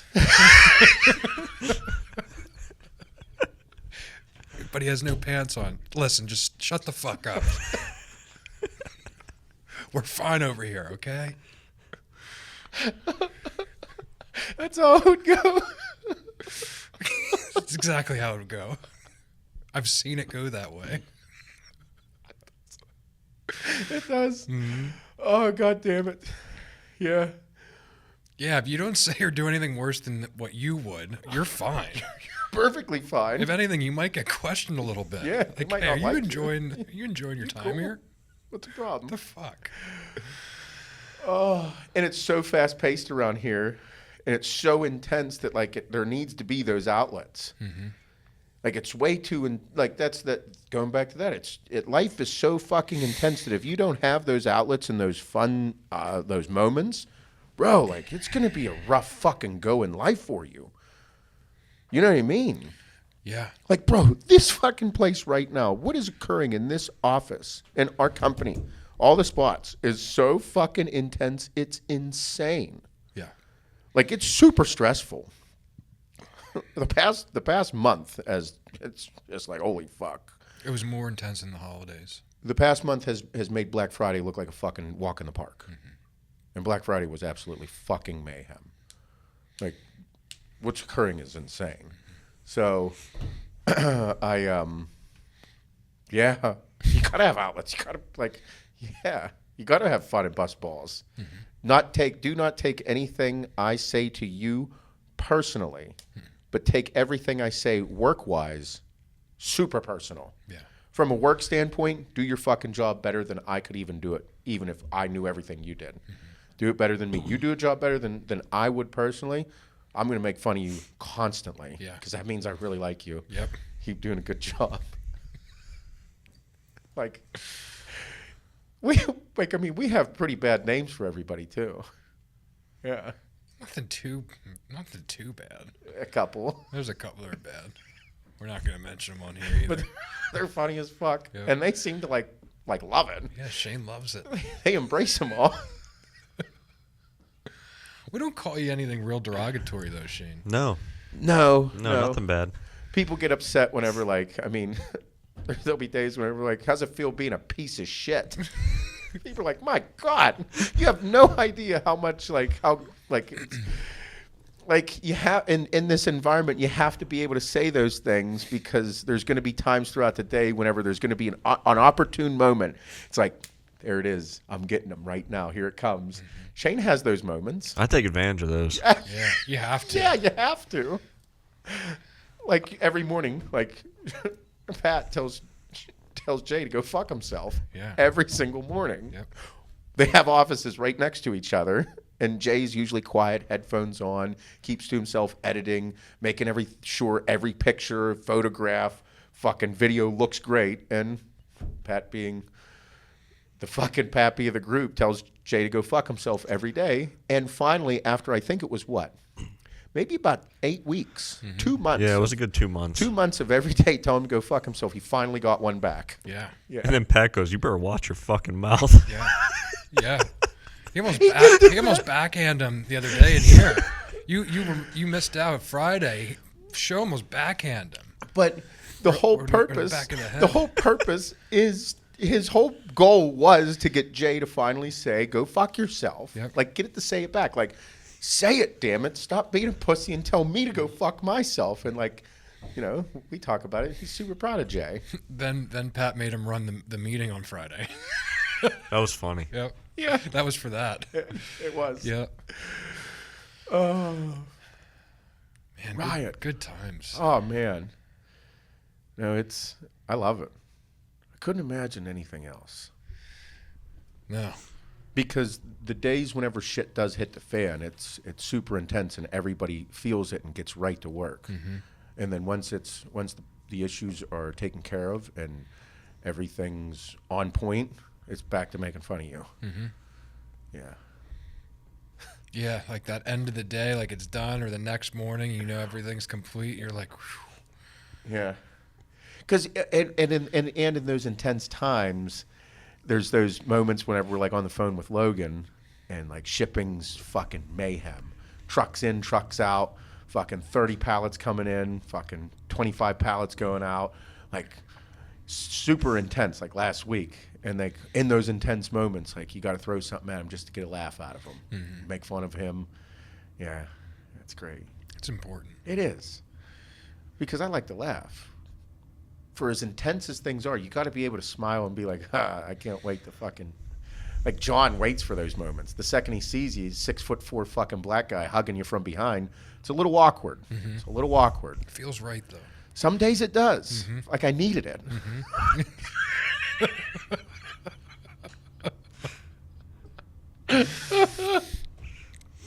Oh, my God.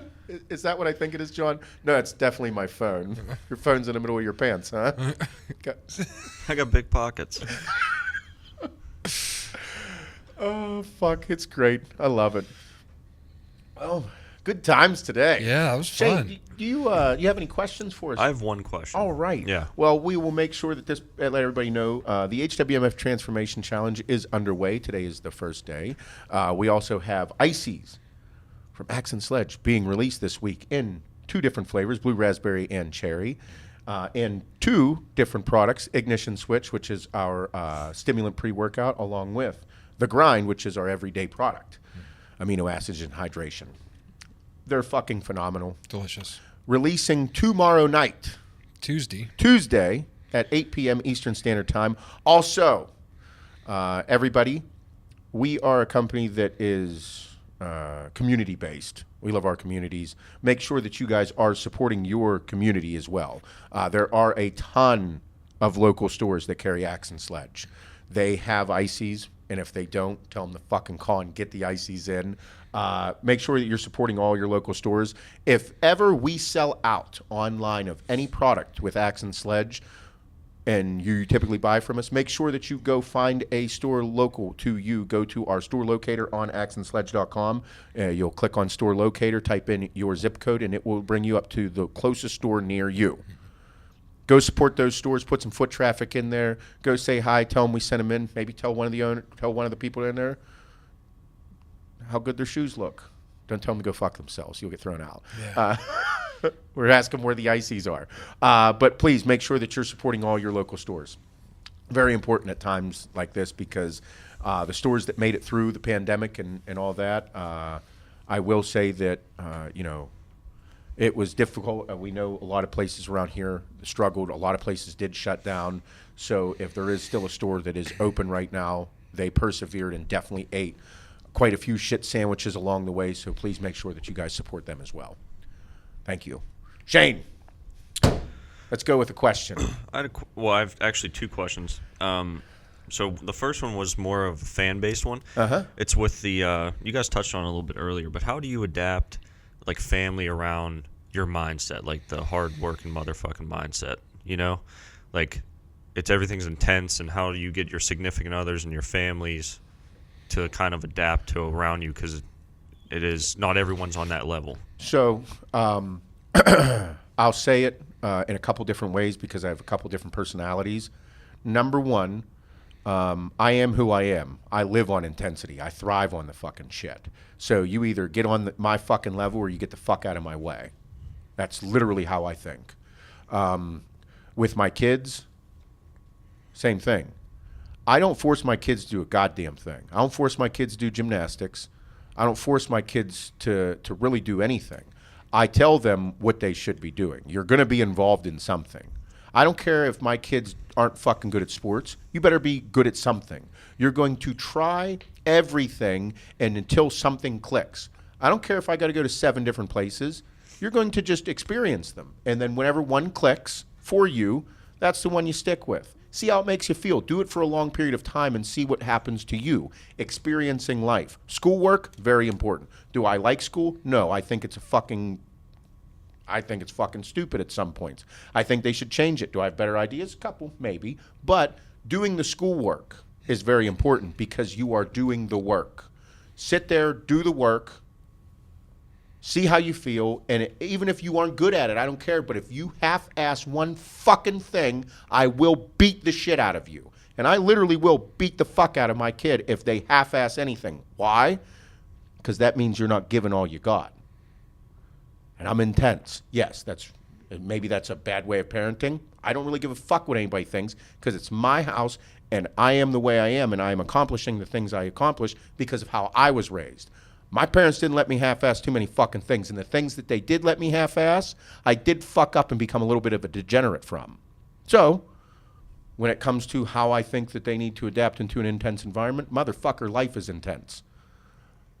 I don't push my kids to do anything that they don't want from a certain standpoint. Do the fucking work. Clean your room. Don't half-ass anything. And somehow, both of my children are incredibly respectful, very well-mannered, and they are hard-working motherfuckers. Like, go ahead and ask Emmy what she likes to do. Gymnastics. Emmy likes to do gymnastics and eat snacks and play with mini brands and keep her room incredibly fucking clean. Emmy is a super clean, tidy person. It's just how she is. I don't yell at Emmy nearly as much as I did Addie. Why? Because Addie is a version of me. So I had to keep the bitch under fucking control. Did I beat Adeline's ass? Yeah, because she fucking backmouthed. You backmouth me as a child, I'm going to smack you and tell you to watch your fucking mouth. I need to create an environment for my kids that is so intense so that anything that happens outside of here, nobody's going to be harder on my kids than I am on them. No one. Therefore, if I'm harder on my kids than anybody else ever could, they'll look at everything that they ever face and be like, yeah, this is way, fuck you. What are you trying to do? Fuck with me? My dad told me to go fuck myself. You're just yelling at me. Just shut the fuck up, okay? I created that environment, and it might be wrong, and I don't really care what anybody thinks because of where my kids are right now. My kids don't hate me. They love me. And it's because I'm super hard on them, but when I'm hard on them, I give them a reason why I'm doing what I'm doing. It's very difficult to be a parent. It is incredibly difficult to be a parent. It's incredibly difficult to be a good parent. I involve my kids in everything that I do. Anytime I yell at them, I don't just yell at them and leave it open-ended. No, I'm telling you why the fuck I'm yelling at you and exactly why I'm pissed off. A lot of parents don't like doing that because it takes hours of your day. It takes hours that you don't have. And in my household, I don't really raise my voice. Whenever I get intense about anything, they know why. But that groundwork is laid immediately. Like, it just is. And if you're not on my fucking level, then get the fuck out of my way. And then people that aren't on my level, that, like, say I go to a big family gathering, like with all my siblings and nieces, nephews, aunts, uncles, everybody, I don't say too fucking much. Why? Because I am super intense. Because they can't handle it. It's not time for that. So, but in my household, why I am the way I am? Well, yeah, this is how the fuck it's going to go. I'm not in the business of raising pussies. I'm not in the business of just getting by. I'm in the business of building motherfuckers. I'm in the business of doing fucking extravagant shit. I want to see passion in your life. So you're going to fucking push it. And there really isn't a balance.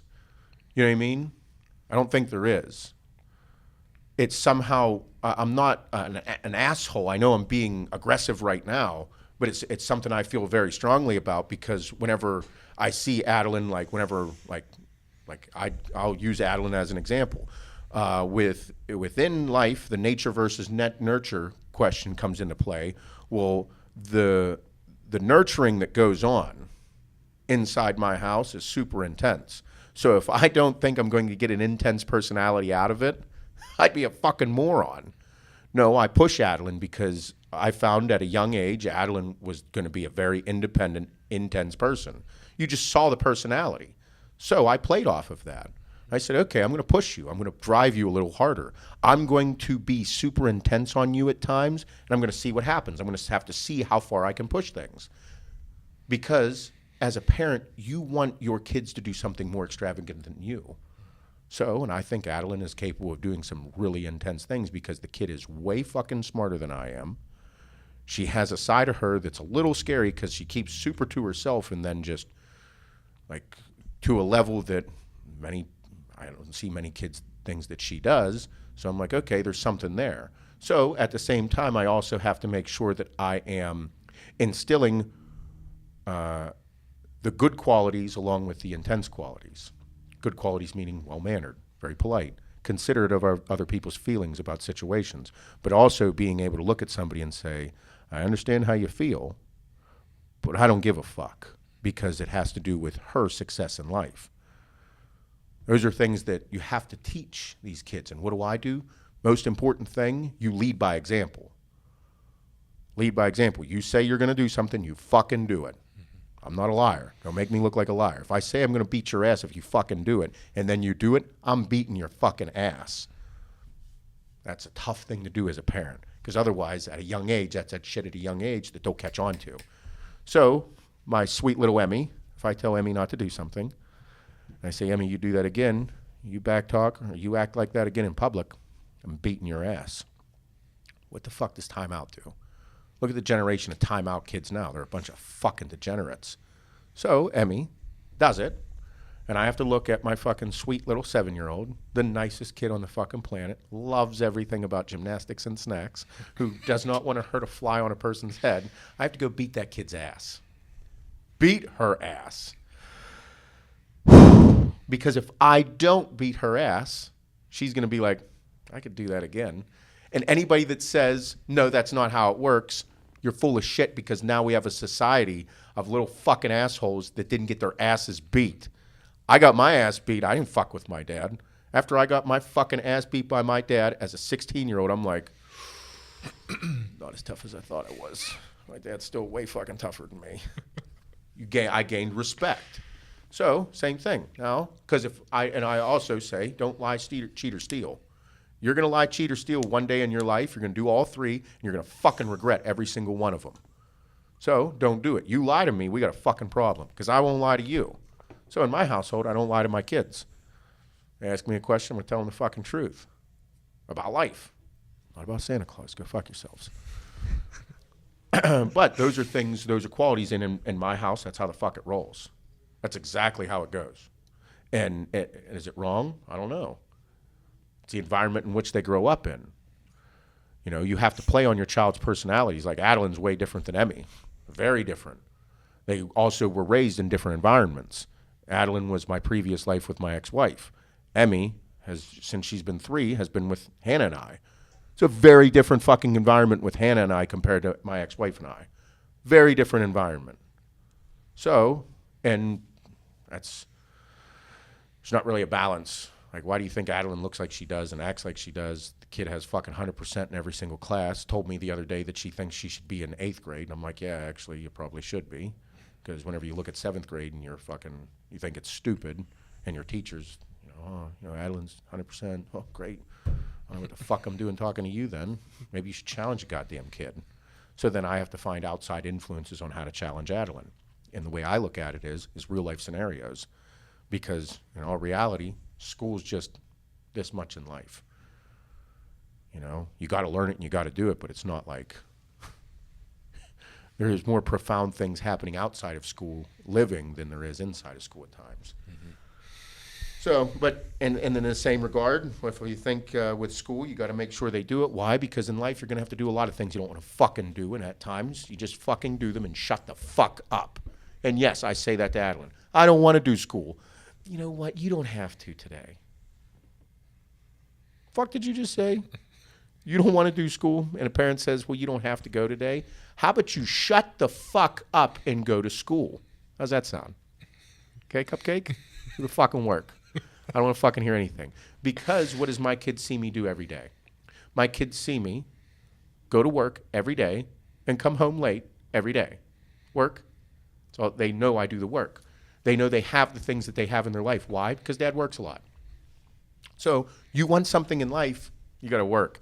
You expect somebody to give you a fucking handout, I'll punch you right in the face. Because you're an asshole. And that's a thing in society today that not a lot of people know is like whenever you have things, you have more than likely you have nice things or have a lot of things because you work a lot. Yeah, that's how it goes.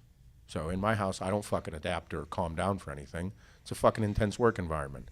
And if anybody wants to come in and do things like Shane, for example, this work environment, how intense is it here? Very. Is it pretty intense? Yeah.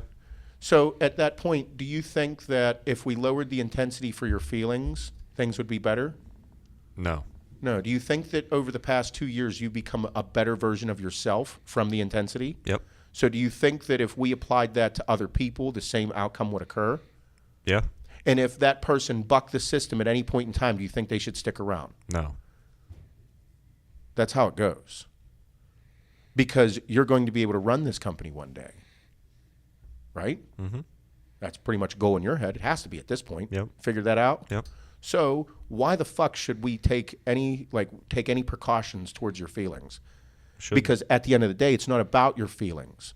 It's about our customers' feelings. It's about their experience and what they get from us here at this business. So why the fuck should I care about your feelings? No, do the work. Whenever it's too much for you or there's like, hey, you need more people helping you on this, you don't cry about it. You don't bitch about it. You say, we need more people. Okay, what do we need more people for? We need more people in customer service. We need more people on social media. We need more backing just in here assisting the small things for us so that we can grow. That's not bitching. That's not crying, oh, it's too much work for me. That's thinking like a businessman on how to grow so that you can excel at your job. You know those things because that's what you do. Mm-hmm. Many people don't look at things like that. They just like to bitch and moan. So, and I expect the same thing out of the people in my house and anybody around me at family gatherings or why I can do whatever the fuck I want at times. It's because it has to do. If you can't handle it, get the fuck away from me. I'm not for you. And if I'm not for you, that's perfectly fine. It's okay. That just means that I'm not for you or certain environments aren't for you. You want to go do something else, that's great. But don't ever fucking judge me for the way I do things. And at the same time, I don't give a fuck what SJ grows up to do. More than likely, he's going to like to do cool shit. Because I do cool shit. So, but whatever it is that he likes, I'm going to make sure that these certain same things are instilled within him as well. And if he turns out he doesn't like to do sports, then he won't do fucking sports. If it turns out he's super smart and likes reading, which I highly doubt, then that's what we'll push him to do. Fuck are you two laughing about? That's just funny. He's definitely not reading. You just called your kid dumb. No, he's not dumb. You said super smart. He's not going to be super smart. So what is he going to be? Kinda smart? Like me. I use that term so loosely because it's like I don't see my kid being like, Dad, did you read such and such? No, kid, I definitely didn't. No. I'm really glad. I mean, I'll be the one that's cheering there at like a fucking chess competition if that's what he plays. Mm-hmm. I'll be like, he just fucked you up. People be like, sir, you can't say that. Why the fuck not? Checkmate, motherfucker. Dad, no, that's just check. I didn't win yet. Oh, fuck, my bad. My bad, bro. Cool. Fuck him up. He's going to be at the spelling bee, and you're going to be the parent that just yells, fuck yeah! Yeah. Spell that word! So whatever it is that he's going to be in, I'm not backing down my intensity or passion for who he is. It's definitely like that's what I'm into. I'm excited, and I think that, but at the same time, that level of intensity is who I am. So whenever it's there, like I expect the fucking umph, because otherwise why the fuck you doing anything? Mm-hmm. Yep. So that's, yeah, it's super intense at my house. All the time. All the time. Mm-hmm. That was a long explanation, but sorry. Move on. Next question, please. The last question is, would you rather have an uncontrollable sexual attraction to a cantaloupe or a violent orgasm every time you hear the word popcorn? I'll fuck a cantaloupe. I'm not violently coming in my pants when somebody tells popcorn. Was that the question? Yeah, that was the question. Okay. I'll fuck a cantaloupe over having... What an awkward fruit to get involved with. Yeah, it's mushy in the middle. Yeah, a little bit. Yeah. If it's like ripe. Yeah. I'm not fucking an unripe cantaloupe, bro. No. Definitely going after the most ripe. You gotta smell them. Squeeze them a little You bit. gotta squeeze them and smell them. Yeah. At the store. And you don't want anybody to know like the popcorn's your weak word, and they just say popcorn every time they're Well, even around if they you. don't know it, my kids love popcorn. Oh yeah. Yeah. Can we eat popcorn? Son of a. Or every time you go to the movie theater, I love ordering popcorn. Can I have a large popcorn? Fuck. What's that, sir? Damn it. P-O-P-C-O-R-N. Boom. Can't spell it either. Same thing. Yeah, no, I'd fuck the cantaloupe. I had. Yeah. It's not a bad I idea. guess I do stuff with a cantaloupe. Yeah. Did you ever see Kai Green fuck that? What was it? A grapefruit? Yeah, he had sex with that grapefruit. That dude's dick was huge. Made that cantaloupe. It made a fucking grapefruit Look like a clementine. look like a clementine. Like what a clementine would look like if I had sex with it. That's what a grapefruit looked like to him. Good. Go try and fuck grapefruit. You won't look like that. They're so acidic. I as know. well. That'd be a burn. I don't know. Man. Would you have sex with a grapefruit? I don't know. I've never thought about fruit in such a way. I love fruit. The pie thing, American Pie, him fucking the apple pie, never made a whole lot of sense to me. Just What because, are you doing there? Yeah. I mean, I understand it's funny, but I definitely wouldn't stick my dick in a pie. Like I could see like an apple turnover of some sort. Perhaps. More of a crevasse than just like a plate. You know? The plate thing, I'm like, man, like, I'm not a Aren't large... you hitting the pan? Yeah, Like, I'm not a big guy, Are you- but I are feel you like... skimming across might it? be, well, I'm a 16-year-old kid. My dick was harder than this fucking table. And this you is... fold the pie. Ooh. They never actually showed it. Yeah, no, just him turning around with the pie over there. Yeah. Yeah. It's definitely not tight either. It's a loose pie. I'd never waste a pie like that either. No. Especially not homemade from your mom. Yeah. That's delicious. Scoop of ice cream. Diet. Fucking nuts. Well, good stuff. I like the question. Yeah, not bad.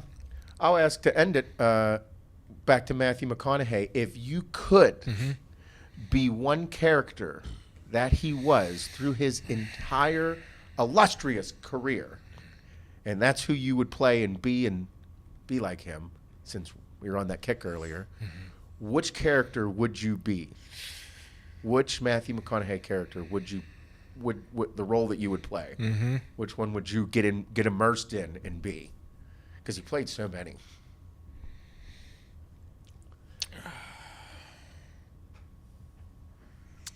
I have mine too. You have two. Yep. Yeah, I have two. I'm removing his role in Dazed and Confused. Is that a given? I'm removing it because You feel like that's your life already? that, and in reality, like he didn't get much further than that. Like that role, like that person. Okay, yeah. Okay, if I have to like go out and just pick one, like completely different than my own personal life, I'd probably be his role from Wolf of Wall Street.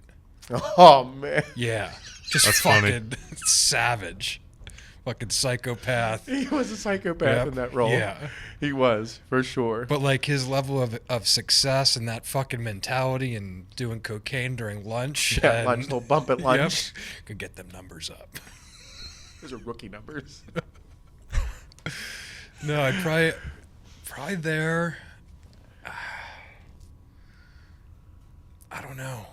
That's a what good one. else. I'm Yeah. not. Yeah, it was short notice. Yeah. Didn't have a long time to think about all of his different roles. To be honest, now that I'm learning more about him, I'd rather just be him as him than not any of his fucking characters, because he is a character. Yeah, for sure. Yeah. I'd probably just be him. Okay. Yeah. Shane, what do you got? Mud is my favorite Matthew McConaughey movie. I never saw it. I never did It's either. a great movie, and his name is Mud in Mud. Oh, okay. So, and then I think one of his other greatest movies of all time is Interstellar. That's my pick. Yep. Yeah. That's like, I love galaxy and space and astronomy, so Oh, nice. yeah, I think it's fucking He sweet. was also in Angels in the Outfield. Yeah, he was. Yeah. Man. He Talked was. about that, getting that role. Did he really? Oh yeah.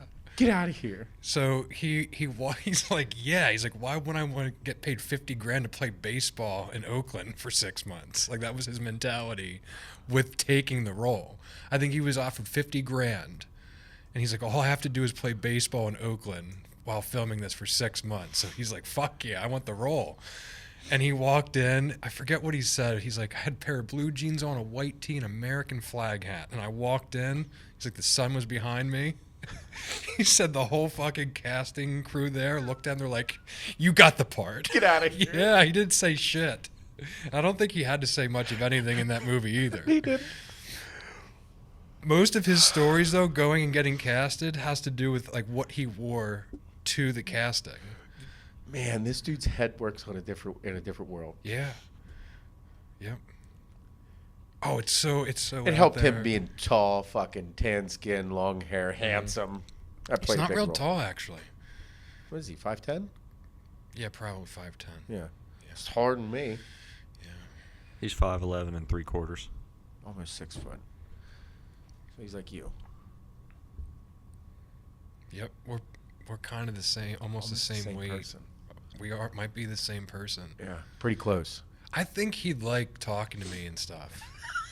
Like I thought about it, like if he actually came into town, like what I'd do, I'd probably go show him the farm. Yeah. You know, he'd like want to smoke weed up there with me, maybe. Yeah. He definitely would. Yeah. He used to run a lot when he was a kid too. Really? Yeah. Not a common I attribute. feel like I should like Maybe you should reach out to him. either that or maybe I should pursue like acting. Might. Matthew, he's supposed to play Two-Face in the Batman. Really? Yeah, No shit. he is. The last person to play Two-Face, I think, was What's his name? Nicolas Cage, wasn't it? No. No. Didn't he play? No, Oh, what's no. his name What was from that Dark movie Knight? called? With Nicolas Cage and he had two different faces. You know what I mean? Two-Face. He was in Thank You for Smoking.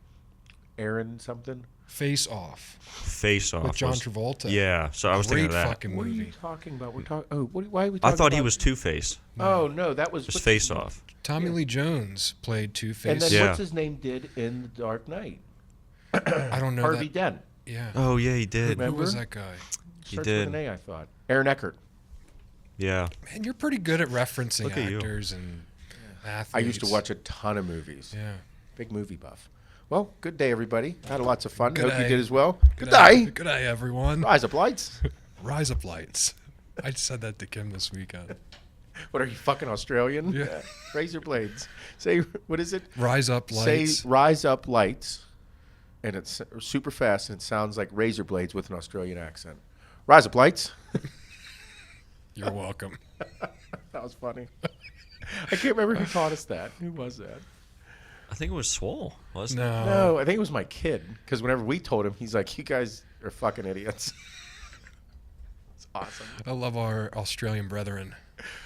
So, I We will be back. oh, fuck yeah, for This sure. might With be a weapons. couple years. couple years till all this bullshit ends, and then we can do cool shit in Australia again. Yep. Eat kangaroos.